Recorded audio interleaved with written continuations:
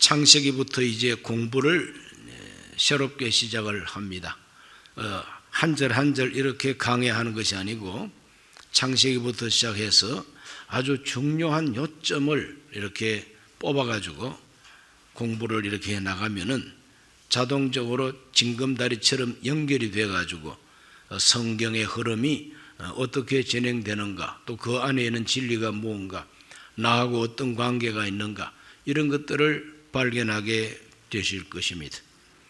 사람이 참 중요한 것은 언제나 기본에 충실해야 된다는 겁니다. 스포츠를 직업으로 삼고 있는 전문 스포츠인들, 골프 선수, 또 축구, 배구, 농구, 야구 할 것 없이 모든 스포츠 종사자들은 쉬는 기간이 되면 특히 겨울에 쉬지 않습니까? 이 쉬는 시간이 되면은 기본을 충실하게 다시 재확인을 하는 것이죠.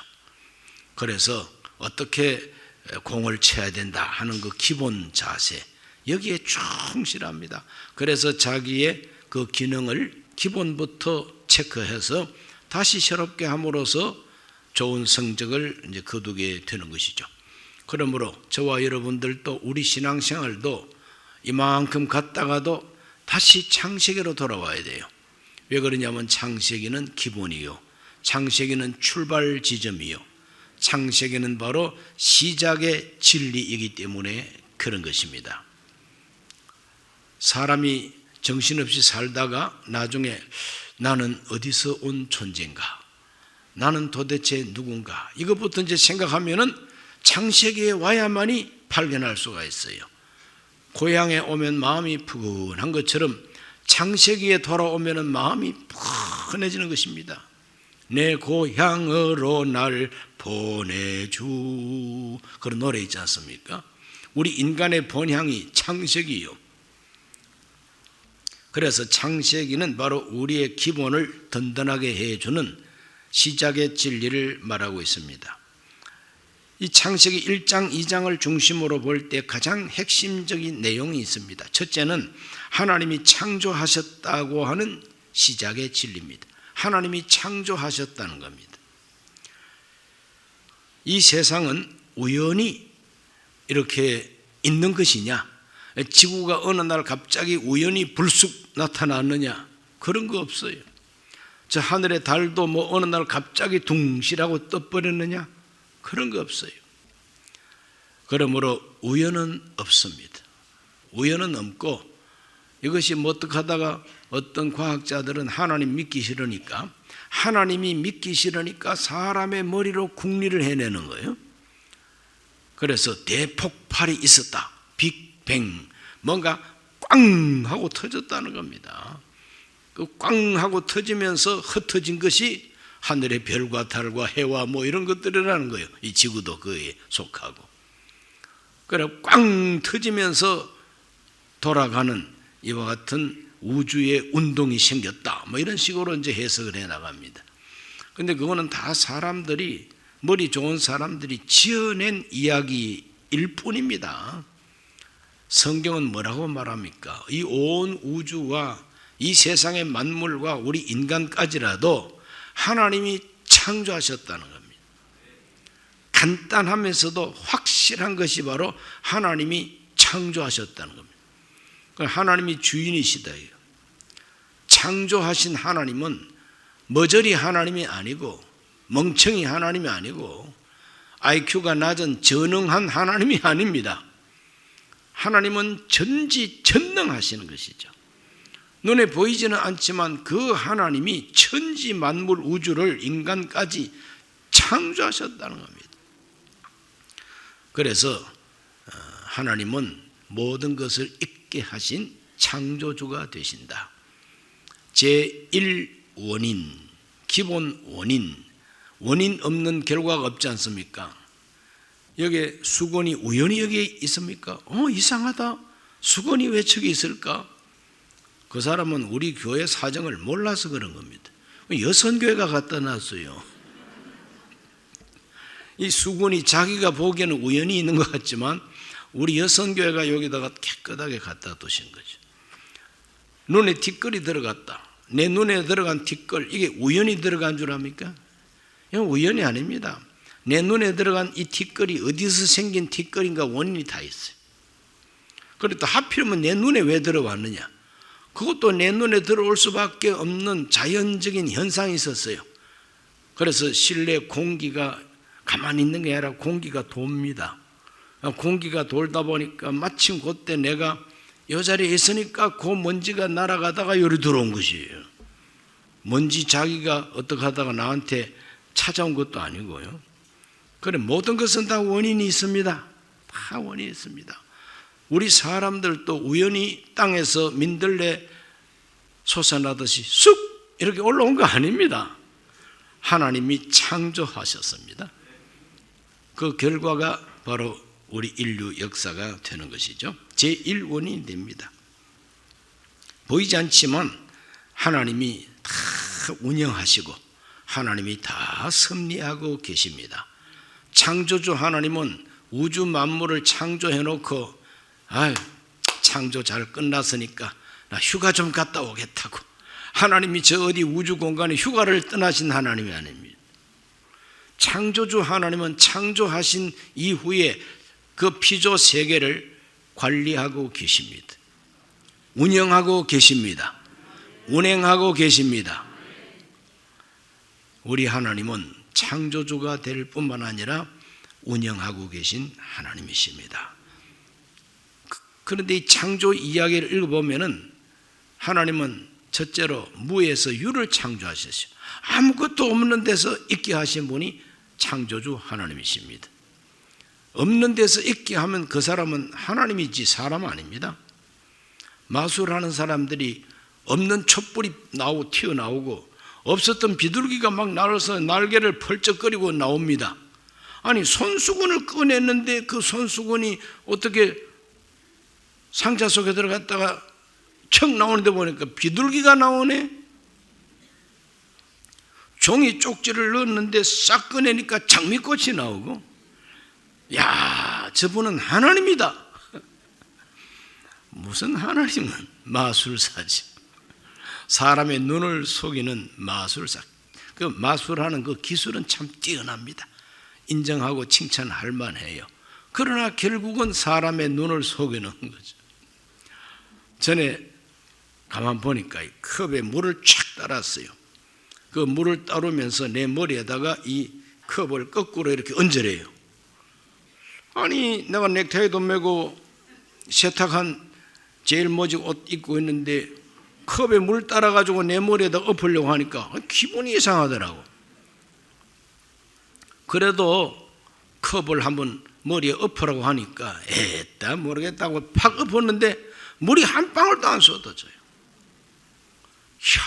참 희한하다. 나중에 보니까 컵 속에 물이 들어가가지고 마치 불 켜는 초처럼 굳어져 있더라고. 그 왜 그러냐면 미리 물이 고체가 되도록 그 안에 약을 발라둔 거예요. 그 약을 발라두기 때문에 그 약 발라둔 그 컵에다가 물 따르면은 이 물이 그 약하고 섞여가지고 고체가 돼가지고 들어붙어서 안 떨어지는 거예요. 그 내 머리에 거꾸로 엎어도 물 한 방울도 안 되는 거예요. 이게 바로 다 속이는 건데, 그게 사기꾼들처럼 속이는 것이 아니라 과학적으로 속이는 겁니다. 그래서 마술사는 과학자들이요. 과학자들. 그래서 화공약품을 사용하기도 하고 여러 가지 그 방법을 동원해서 마술을 이제 부리는데, 하나님은 마술사가 아닙니다. 하나님은 창조주가 되시는 것입니다.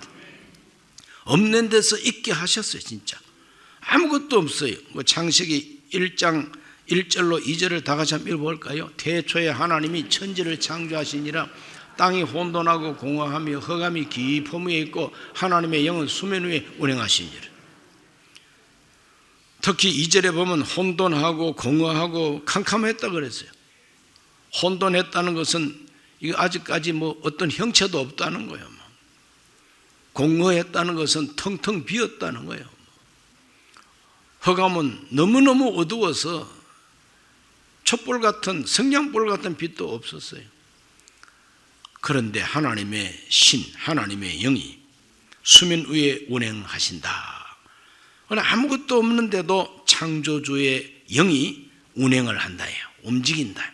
그 운행은 그냥 왔다리 갔다리 하는 겁니다. 아무 생각 없이 정처 없는 나그네처럼 왔다 갔다 차라리 돌아갈까, 그거 아닙니다. 하나님의 영은 계획을 가지시고 창조주의 깊은 지성과 창조주의 그 원대한 그 계획을 가지고 운행하시는 겁니다. 그러다가 빛이 있으라 하시니까 빛이 있었다 그러지 않습니까? 하나님은 무에서 유를 창조하시고 그 없는 데서 있게 하실 때 하나님의 창조의 방법은 하나님의 영과 하나님의 말씀으로 창조했다고 말하죠. 영과 말씀으로 창조하셨어요. 영과 말씀으로. 하나님의 영은 운행하시고 하나님의 말씀은 선포가 되는 겁니다. 이르시되, 옛날 성경에 가라사대, 하나님이 가라사대, 하나님이 이르시되 빛이 있으라, 나뉘어져라, 땅은 식물을 내라, 뭐 이런 식으로 하나님은 명령형으로 말씀하십니다. 하나님이 말씀하면은 반드시 그대로 돼요. 그래서 성경을 보면은 하나님이 가라사대 이르시되 하면은 그대로 되니라, 그대로 되니라, 그대로 되니라. 창조주의 말씀은 그대로 되는 말씀이죠. 하나님 말씀은 그대로 되는 말씀입니다.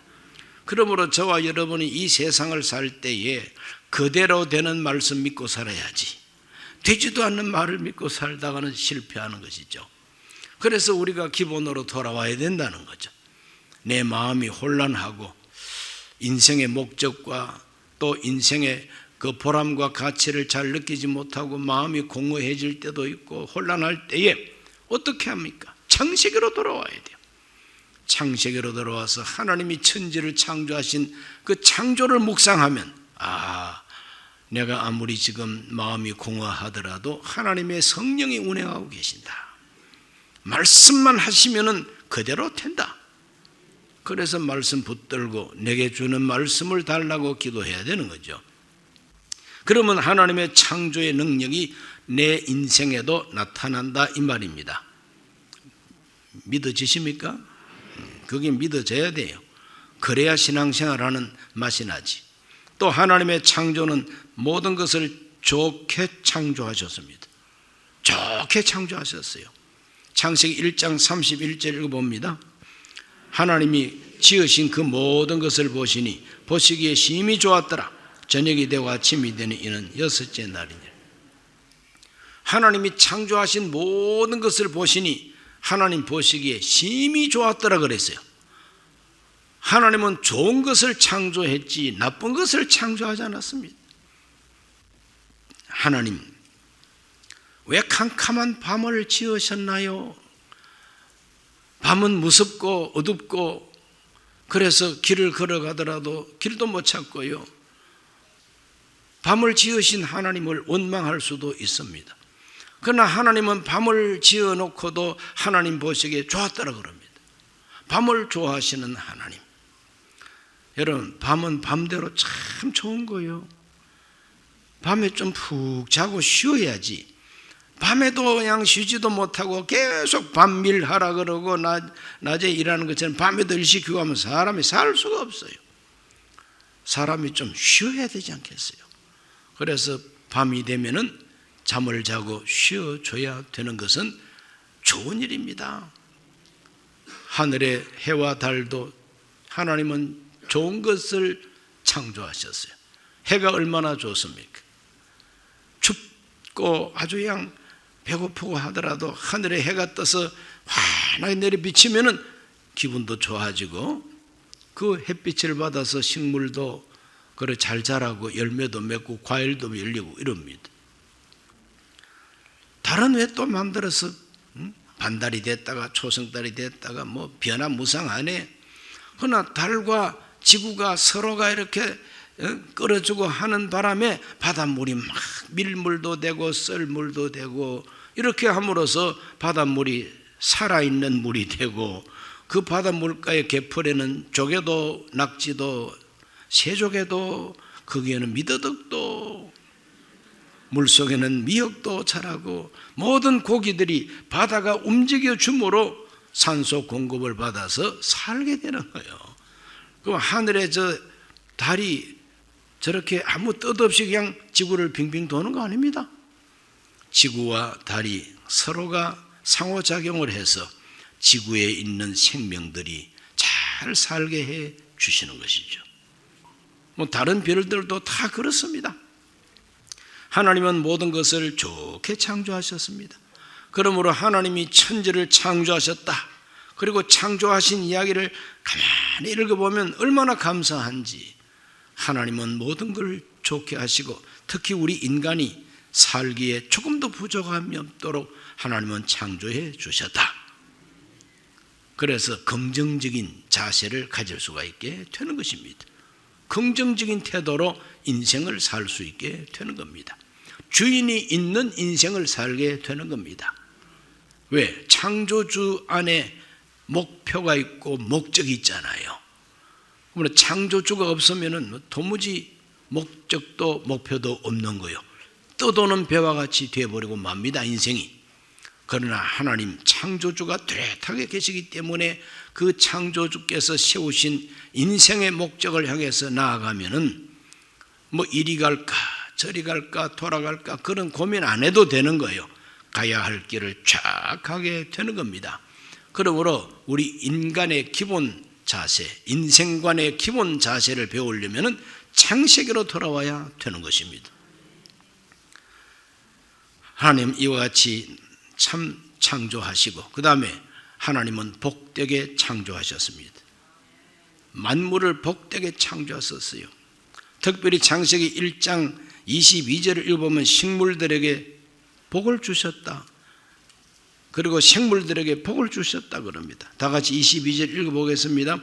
하나님이 그들에게 복을 주시며 이르시되 생육하고 번성하여 여러 바닷물에 충만하라 새들도 땅에 번성하라 하시니라 그랬어요. 여기 보니까 그들에게 복 주셨는데 그들이 누구냐? 사람이냐? 아직까지 사람 안 지었어요.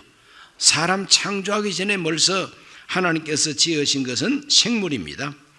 특별히 물들 속에 물들을 하나님께서 지으시고 물 속에 생물을 번성케 하라고 말씀하십니다.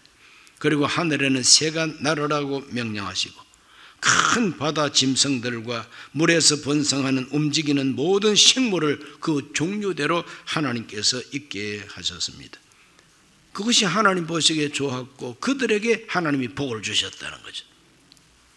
그러므로 모든 생물계에도 하나님이 복을 주셨습니다. 생물계.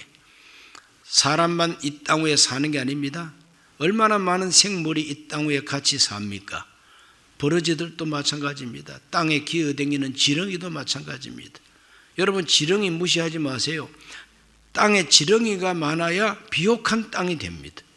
땅에 지렁이가 많아야 그 땅의 영양소가 충분해서 모든 채소라든지 곡식이 잘 자라고 아주 풍성하게 자라게 되어 있다는 것이죠. 그러므로 하나님은 복되게 지으셨어요. 생물들한테도 복 주셨으니까. 그래서 오늘 이 시대의 신학자들은 창세기에 주목하고 있습니다. 하나님이 생물계에도 복 주셨다는 것을 딱 배경으로 해가지고 생태학이라는 게 있어요.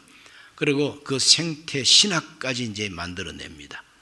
이렇게 해서 연구를 이제 하고 그한 생태학과 생태 신학을 연구함으로 우리 인간이 이 세상을 어떻게 경영해야 되느냐, 정말 참 자연 오염을 더 이상 하지 말아야 된다, 대기 오염시키지 말아야 된다, 섭지대라든지 바다 개펄이라든지 이거 살려야 된다, 또 산에 있는 생물들도 살려야 된다 하는 이런 모든 그 생태 운동은 성경에서 출발하게 되는 겁니다.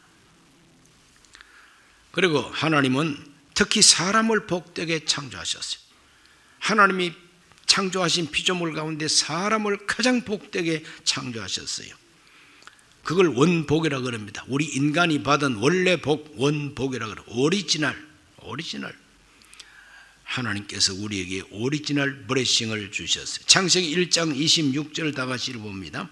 하나님이 이르시되 우리의 형상을 따라 우리의 모양대로 우리가 사람을 만들고 그들로 바다의 물고기와 하늘의 새와 가축과 온 땅과 땅에 기는 모든 것을 다스리게 하자. 하나님은 사람을 지으실 때에 우리 형상, 즉 하나님의 형상, 하나님 모양대로 짓기로 작정하시고 창조하셨다. 하나님의 형상대로. 이거 참 놀라운 말씀입니다. 소는 소처럼 창조하시고, 개는 개처럼 지으시고, 돼지는 돼지처럼 지었습니다. 사람은 뭐처럼? 사람처럼이 아니라 하나님처럼 지으셨다는 거죠. 야, 여러분, 창세기에 우리 인간이 얼마나 귀한 존재인가를 이렇게 가르쳐주고 있어요. 사람을 꼭 원숭이처럼 지으셨습니까?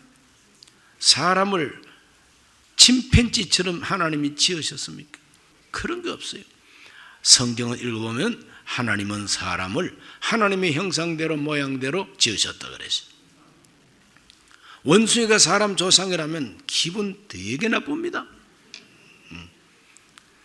그러나 하나님의 형상대로 사람을 지으셨다고 믿는 순간 우리 인간은 정말 존귀한 존재임을 느끼게 되지 않습니까? 그러면 하나님의 형상이 뭐냐? 하나님의 형상이 뭐냐 하는 것을 꼬집어서 이렇다고 말로 표현을 못해요. 왜냐? 하나님이 너무 크고 위대하시고 깊으시니까. 그러나 하나님의 형상대로 지으셨으니까 어쨌든 우리 인간은 하나님 닮았다는 거예요. 하나님 닮았다. 성품도 하나님을 닮았고, 그렇죠? 그 지혜와 그 지식이 하나님 닮았습니다. 하나님 닮은 줄만 알면 됩니다. 하나님의 형상이 뭐냐고 그거 꼭 알아야 됩니까? 그 자세한 걸 몰라도 괜찮아요. 하나님 닮았으면 됐지. 하나님 닮은 것이 하나님의 형상입니다. 그리고 1장 27절 읽어봅니다. 하나님이 자기 형상 곧 하나님의 형상대로 사람을 창조하시되 남자와 여자를 창조하시고, 남자만 하나님의 형상대로 창조하시고 여자는 그걸 원숭이처럼 지으셨느냐? 그거 아니죠. 남자나 여자나 똑같이 하나님의 형상대로 창조하셨다는 거죠. 남녀가 동등하다는 것을 성경이 이렇게 말하고 있지 않습니까? 그러므로 남녀가 동등하다고 하는 이런 사상은 다른 종교에는 별로 없습니다. 그냥 별로 없어요. 그리고 창세기 1장 28절 읽어봅니다. 하나님이 그들에게 복을 주시며 하나님이 그들에게 이르시되 생육하고 번성하여 땅에 충만하라. 땅을 정복하라. 바다의 물고기와 하늘의 새와 땅에 움직이는 모든 생물을 다스리라 하시니라. 하나님은 우리 인간을 하나님의 형상대로 지었기 때문에 하나님의 형상 가지고 모든 생물을 다스리고 땅을 정복하라고 하나님은 말씀하시는 것이죠. 그러므로 정복할 수 있는 기능, 다스릴 수 있는 기능, 이것이 다른 어떤 동물에게도 없습니다. 사람에게만 있습니다. 왜? 하나님의 형상을 닮아서니까. 원숭이 공화국을 만든 원숭이 떼는 없습니다. 사자 공화국을 만든 사자 떼는 없습니다. 개들은 옛날이나 지금이나 생긴 대로 본능대로만 그냥 살고 있는 거예요. 본능대로만 살고 있습니다. 그러나 우리 인간은 본능대로만 살 수가 없어요. 우리 인간은 하나님의 형상대로 살아야 됩니다. 그 하나님의 형상대로 사는 게 뭐냐? 땅을 정복하고 생물을 다스리는 것이 바로 하나님의 형상대로 사는 우리 인간의 모습인 것입니다. 참 존귀한 존재죠. 그러므로 사람은 다스리는 존재로, 그렇게 하나님의 대리자로 하나님은 사람을 창조하셨습니다. 그러므로 얼마나 귀한 존재입니까? 우리 인간이 하나님의 거룩한 형상대로 존귀하다는 것이 바로 하나님의 형상입니다. 하나님의 형상은 참 존귀합니다. 그렇죠? 왜? 하나님을 닮았으니까. 그리고 우리 인간은 남자나 여자나 누구나 간에 똑같이 너도 하나님의 형상대로 나도 하나님의 형상대로 평등합니다. 인간 평등이에요. 하나님의 형상입니다. 그리고 하나님은 대리자로, 하나님의 대리자로, 하나님의 사명자로 청지기로 하나님 세워주셨으니 사람이 살아가는 그 직업이 생겼다 이 말이죠. 할 일 없이 놀기만 하는 것은 그건 너무 비참한 겁니다. 여러분, 세상에서 제일 불행한 사람이 뭐냐? 아무 할 일 없이 노는 사람이 제일 불행한 사람입니다. 아무 할 일 없이 노는 것보다 힘든 일도 없어요. 그건 중노동보다 더 힘든 일입니다. 아무 할 일 없이 놀아라. 오래 못 삽니다. 부지런히 일하고 목표가 있고 그래 신경을 쓰고 집중하고 그래야 사람이 건강하기도 하고 오래 살 수도 있지. 아무 할 일 없이 그렇게 살아보세요. 그것보다 힘든 일은 없죠. 하나님은 우리 인간에게 할 일을 주십니다. 다스려라 말입니다. 그리고 우리 인간은 하나님하고 교제할 수 있고 교통할 수 있는 존재입니다. 그래서 하나님의 형상입니다. 하나님의 형상대로 지어졌기 때문에 하나님하고 교통할 수가 있다. 하나님하고 대화할 수가 있다. 그래서 창세기를 보면 하나님이 아담을 부르시고 아담은 하나님께 대답을 하고 그 얘기가 나오잖아요. 그리고 우리 인간은 하나님과 소통이 가능한 존재로 출발을 했다는 겁니다. 이렇게 하나님은 복되게 창조하시고 우리를 다스리라 하셨습니다. 다스리라 하고 정복하라고 했다고 해서 저 서양 사람들은, 유럽 사람들은 식민지를 지배하고 무참하게 학살하고, 왜? 하나님이 정복하고 다스리라 그랬으니까. 이래가지고 그 하나님이 정복하라 다스리라고 하는 걸 잘못 해석해가지고 굉장하게 악한 일을 많이 했습니다. 저 서양 사람들. 그러나 성경을 자세히 읽어보면 하나님이 우리를 다스리라고 할 때에 무엇을 다스려야 되느냐? 생물을 다스리고 땅을 정복하라 그랬지 다른 사람을 정복하고 다스려 그거 없어요. 그래서 사람이 땅을 정복하고 생물을 다스리는 것은 가능하지만 하나님이 명령하셨지만 다른 사람 다스리라. 남자 보고 여자 다스려, 여자 보고 남자 정복해, 그런 거 없어요. 그러므로 우리 인간이 다스려야 할 대상은 자연과 그리고 자기 마음, 자기 자신을 다스려야 되는 거예요.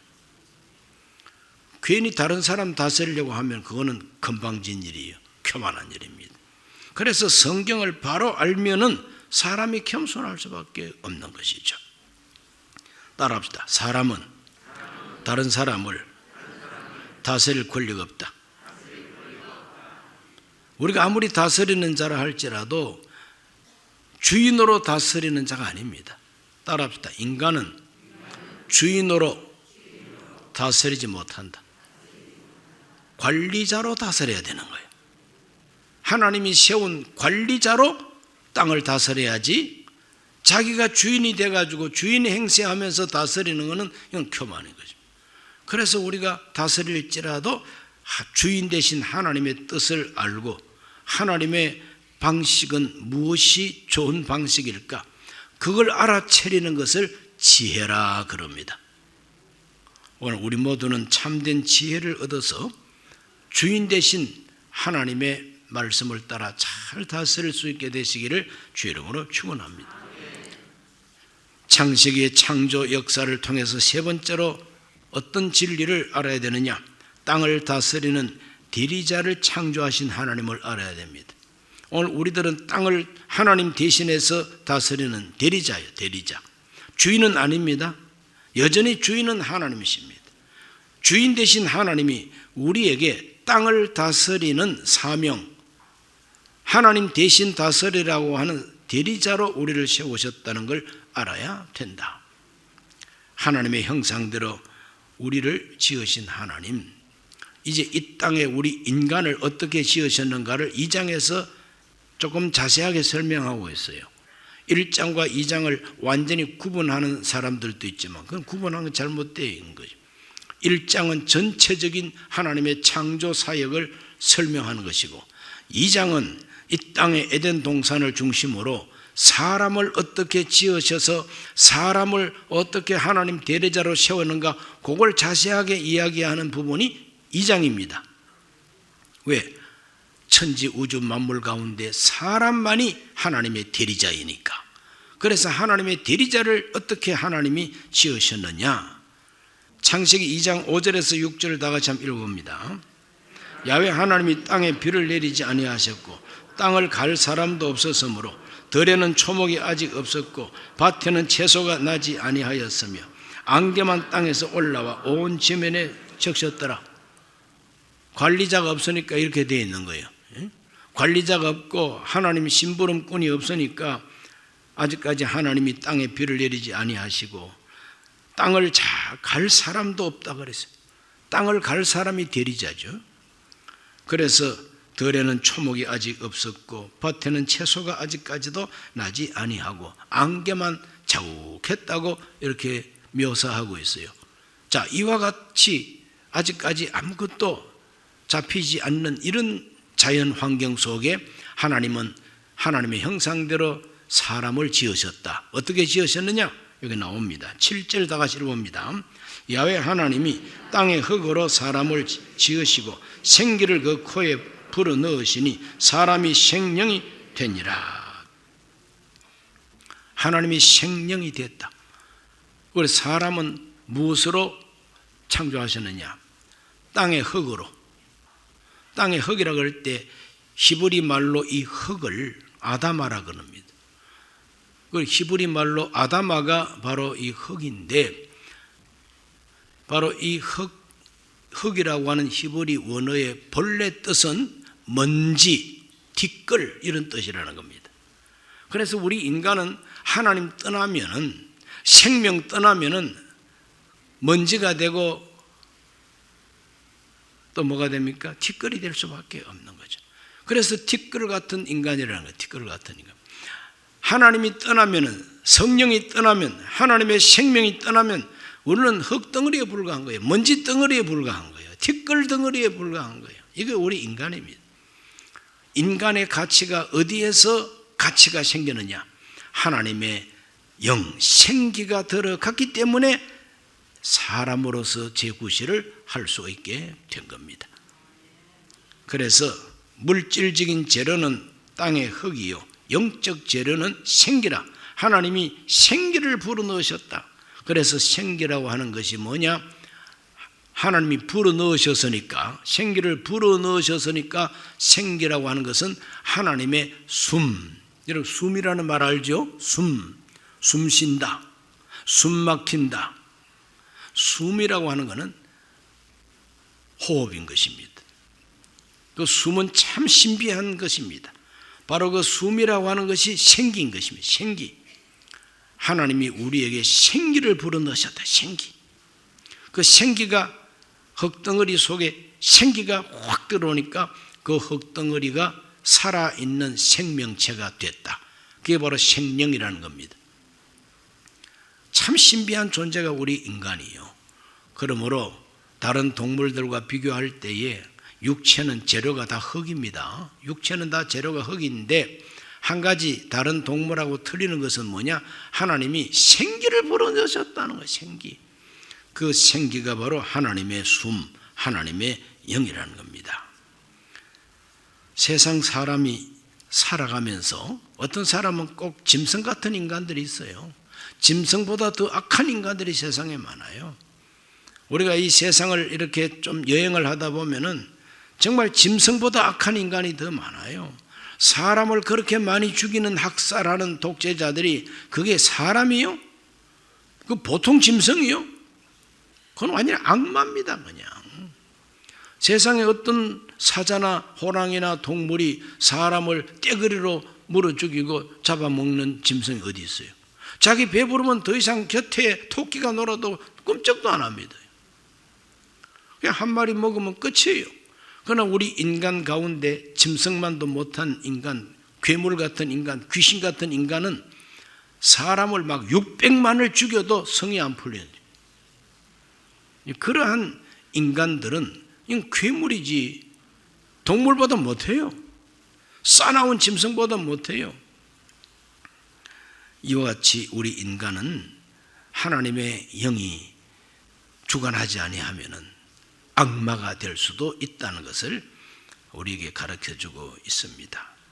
하나님은 출발부터 우리 인간을 하나님 형상대로 지으시고 대리자로 세우셨습니다. 2장 15절 읽어봅니다. 창세기 2장 15절. 야훼 하나님이 그 사람을 이끌어 에덴 동산에 두어 그것을 경작하며 지키게 하시고. 아직까지 한 사람밖에 없어요. 아직까지 한 사람밖에 없어요. 하나님이 티끌과 그리고 흙먼지 같은 이와 같은 흙덩어리 속에 생기를 불어넣어서 살려내가지고 생명이 되게 했는데 생명을 가진 존재는 한 사람밖에 없어 아직까지. 그런데 그 한 사람을 에덴 동산에 하나님께서 두시면서 그 에덴 동산을 경작하고 지키게 했다. 경작한다, 지킨다, 이것이 바로 사람의 문화 활동이요 노동인 것입니다. 경작하는 노동, 지키는 노력. 그걸 우리 인간은 하나님의 대리자로 에덴 동산을 지키는 지킴이가 됐다는 것이죠. 그리고 2장 16절에서 17절을 다 읽어봅니다. 야훼 하나님이 그 사람에게 명하여 이르시되 동산 각종 나무의 열매는 네가 임의로 먹되 선악을 알게 하는 나무의 열매는 먹지 말라. 네가 먹는 날에는 반드시 죽으리라. 이건 뭐냐면 대리자는 대리자라 할지라도 주인으로서 다스릴 자가 아니라 관리자로 다스려야 된다는 명확한 하나님 말씀이죠. 임의로 먹으라. 임의로. 그러나 선악을 알게 하는 나무의 실과는 먹지 말라. 먹으면 죽는다. 이것이 바로 하나님의 주권 밑에 있는 대리자라고 하는 것을 확실하게 말해주고 있어요. 그런데 하나님이 한 사람을 보니까 좋지 않다 그랬어요. 혼자 사는 것을 하나님이 좋지 않다 그랬어요. 2장 18절을 봅니다. 야훼 하나님이 이르시되 사람이 혼자 사는 것이 좋지 아니하니 내가 그를 위하여 돕는 배필을 지으리라. 혼자 사는 것을 좋지 않게 보셨다 그래요. 그리고 어떻게 돕는 배필을 지으셨느냐? 21절과 22절입니다. 야훼 하나님이 아담을 깊이 잠들게 하시니 잠들매 그가 그 갈빗대 하나를 취하고 살로 대신 채우시고 야훼 하나님이 아담에게서 취하신 그 갈빗대로 여자를 만드시고 그를 아담에게로 이끌어 오시니 그랬어요. 비로소 하나님이 짝을 만들어 주셨다. 아담을 깊이 잠들게 하고 갈빗대 하나를 뽑아가지고 여자를 만드셨다. 그러니까 여자는 영혼이 없는 뼈다귀에 불과한 것이냐? 그게 아니죠. 하나님이 이 장에 남자와 여자를 이렇게 창조하셨다는 자세한 설명을 하면서 1장에서는 남자와 여자를 창조하시되 하나님의 형상대로 지으셨다고 말했지 않습니까? 그러므로 똑같은 하나님의 형상대로 하나님은 돕는 배필을 지으셨다. 이 돕는 배필을 히브리 말로 에제르 크네 그도 이렇게 표현합니다. 따라합시다. 에제르 크네 그도. 요거 이제 돕는 배필이에요. 그래서 아담을 위해서 돕는 배필을 지으셨다 그러니까 여성들은 굉장히 기분 나쁘게 생각합니다. 우리가 뭐 남자 부속품이냐? 우리가 뭐 남자의 뭐 하녀냐? 내가 네 시다발이냐? 그 시다발이가 뭔지를 알아보니까 곁에서 도와주는 사람을 시다발이라 그래요. 동격이 아니라 위아래로 따져가지고 밑에 사람, 아랫사람, 나보다도 서열이 낮든지 나보다도 뭔가 좀 낮은 단계에서 나를 도와주는 그와 같은 돕는 자가 바로 시다발이라고 하는 뜻이라고 그렇게 나와 있더라고요. 그러면 여성들이 아담의 돕는 배필로 지었다 그러니까 굉장히 기분이 안 좋죠. 그런데 신학자들이 자세하게 이 히브리 원어를 연구해 보니까 그게 아니에요. 에제르라고 하는 것은 영어로 헬퍼입니다. 헬퍼, 돕는 자. 에제르는 돕는 자입니다. 그런데 크네거도라고 하는 말이 있습니다. 크네거도가 뭐냐? 여기 이제 배필이라는 뜻인데 돕는 배필을 할 때 배필이라고 하는 말이 크네거도입니다. 그런데 이 배필이라고 하는 이 크네거도의 그 원래 말 뜻 속에는 세 가지 뜻이 있는데 첫째는 대등하다고 하는 뜻입니다. 대등하다, 똑같다 이 말. 동등하다. 위아래가 아니라 같다는 겁니다. 동등한 위치, 이것이 바로 큰의 거도. 그 다음에 반대한다는 뜻이 있습니다. 큰의 거도는 반대한다는 뜻이 있어요. 그리고 세 번째는 거울에 비친 자기 모습을 큰의 거도라고 한답니다. 거울에 비친 자기 모습이요.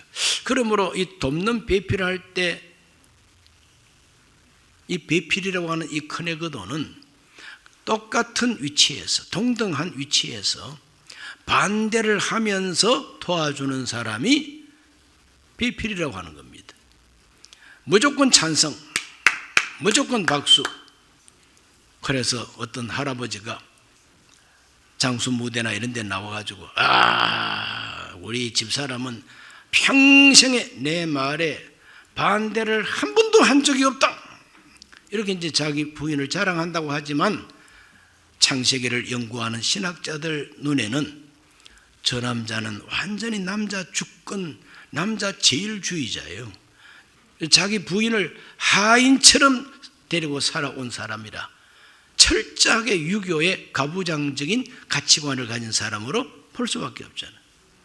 하나님은 벌써 창세기에 돕는 배필을 지으셨다 할 때 그 돕는 배필의 원래 뜻이 뭐냐 하면은 동등하게 도와주고, 동등한 위치에서 도와주고, 그 다음에는 반대하면서 도와준다 이 말이에요.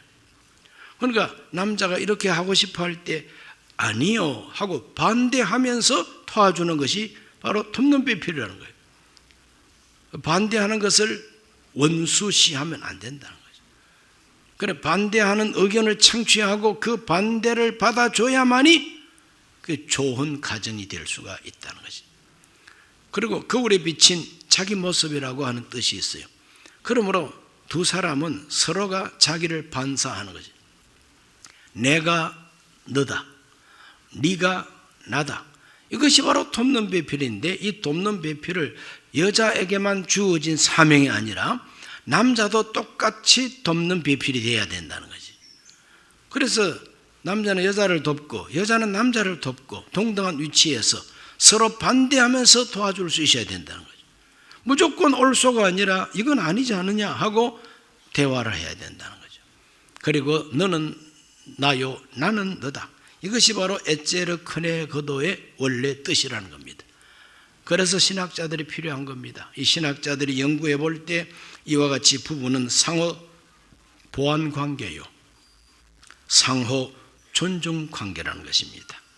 그래서 오늘 우리가 이 세상을 살아갈 때에 언제나 상호 존중과 상호 보완 관계를 가지고 세상을 살아야만이 가정이 화평하고 하나님이 주신 사명, 땅을 정복하라, 땅을 다스리라, 이렇게 돕는 배필 관계가 잘 돼야만이 잘 다스릴 수가 있다는 거예요. 인정하십니까? 이렇게 우리는 창세기로 돌아가야 된다 이 말이죠. 결혼하고 살아가는 부부들도 공자님, 맹자님 찾아가서 물어볼 게 아니라 창세기를 찾아가서 물어봐야 된다는 거죠. 공자가 그렇게 축혀 세우고 공자가 그렇게 최고의 윤리 가치라고 가르친 것은 상하윤리입니다. 상하윤리. 그래서 삼강오륜 그런 걸 가지고 완전히 남성 중심의 조직 사회를 만들었대. 그리고 공맹자 찾아가서 물어보지 마세요. 어디를 찾아가라고? 창세기에 와야 돼요. 창세기에 와서 하나님께 물어보면은 하나님이 남자 여자 내가 똑같이 지었어요. 남자를 보고 하나님 꾸짖습니다. 왜 너는 네 부인을 하인처럼 부르려고 그래? 네 아내가 네 하녀냐? 자식. 네 아내가 네 시다발이 아니요. 창세기를 우리가 찾아야 돼요. 하나님께 물어보니까 상호 보완 그리고 상호 존중, 이와 같은 관계를 가지고 자식을 양육하고 또 부부가 좋은 관계를 유지해 나갈 때에 가정은 행복해지고 행복한 가정이 많아야 교회가 건강하고 나라가 부강한 나라가 될 수가 있는 것이다. 이것이 성경이 가르쳐주고 있는 창조의 세계인 것입니다. 아주 오랜 옛날에 창조한 이야기지만 이것이 바로 기본이다 이거죠. 이것이 바로 우리의 핵심적인 근본이라는 것이죠. 그래서 창세기에 나오는 이와 같은 시작의 그 진리, 이런 것들을 우리가 알고 나 자신의 출발, 내 가정의 출발, 부부 관계의 출발, 시작, 이런 것들을 창세기를 통하여 우리가 재확인하고 말씀대로 살아야지 하고 자세를 가다듬을 때에 하나님의 복을 받는다는 걸 믿으시기를 바랍니다. 기도합니다. 하나님 아버지, 오늘 우리들은 창세기 1, 2장에 나오는 하나님이 창조하신 창조 사역을 또다시 묵상했습니다. 우리 모두가 하나님이 천지를 창조하셨다는 걸 믿고 그 창조하신 하나님의 거룩한 창조의 태도를 배우게 하여 주시옵시고, 창조하실 때 주신 말씀, 창조하실 때 하나님이 세운 계획을 바로 발견하고 살게 해 주옵소서. 예수님 이름으로 기도하옵나이다. 아멘.